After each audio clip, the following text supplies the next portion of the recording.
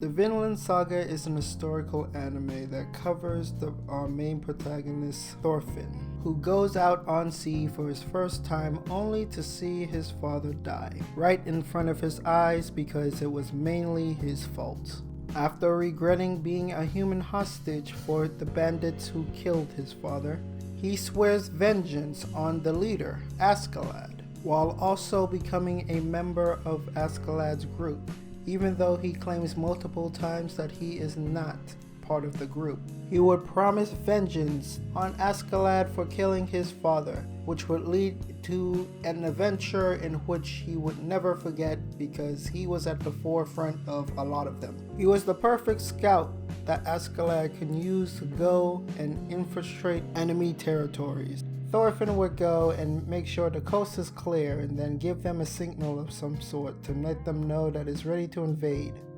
Having a highly skilled boy who is capable of killing his enemies, and he would have a lot of practice killing multiple times, and again and again and again and again. I can only assume that Askeladd and his crew was very, very, very rich. I mean, they were successful almost every single time. Until a part of that story they get to, which I'm not going to tell you because I'm trying to avoid all spoilers. I like that the anime itself has a perfect change of time from episode 1 to episode 24, a lot of time passing between that gap, and they do a very, very good job of showing you the age on the face of the characters over time. I like the character progression of a lot of the characters. The prince getting enlightened after his royal subject had died, thanks to Askeladd. I like the gory ass anime magic animation that you see every single time. Guy coming off a boat and tossing his chain and slicing off someone else's face. And the many horses that would suffer cruel and unusual deaths because they were just at the wrong place at the wrong time. The one scene where Thorwell throws a sphere and that sphere goes through 4 people at the same goddamn time, and he was like 1,000 miles away while doing it. And that was pretty cool in itself. The background scenery, especially the snow, is just flawless. I mean, you feel cold just looking at the animation of the snowfall. I really like this guy, and if you watch it, you'll see why. He's basically a human monster. He's 50. He's something else.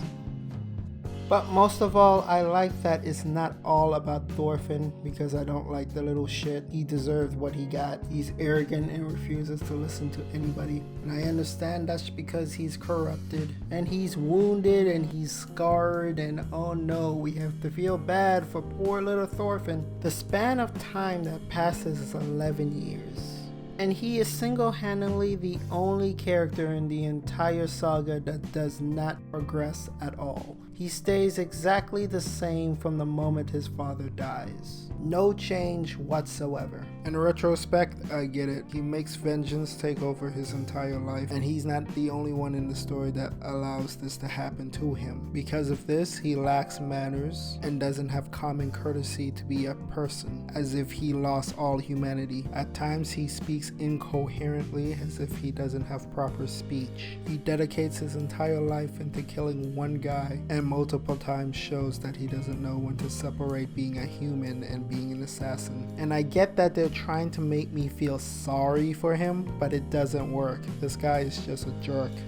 Thank God he's not the centerpiece of everything. That would be a struggle for me to watch. It touches on the importance of a monarchy and how important that is. It touches on the tough questions about religion. A huge debate on whether you go to Valhalla or whether you go to heaven. Should your resting place be in the battlefield, soaked in blood after having a huge bloody battle? Or should you live your best, nice, kind life and never sin a day in your life? Also, what's love and what makes a loving person? If you do the wrong thing to protect other people, should you be punished for it? If you do the right thing, but people still suffer for it, is it necessarily a bad thing? Who answers these questions outside of the law? And is the law itself corrupted? The difficult questions are put under a microscope. And the only person not asking these questions is Thorfinn himself. a character who never progresses. At least not in the first season. This has been confirmed for a second season and I'm going to watch that too. So hopefully it's just as good as the first. The anime itself gets a 5 out of 5 and I would give it a 6, but that's not how ratings work. I recommend anyone and everybody watch this one. Besides, Thorfinn is a really good anime.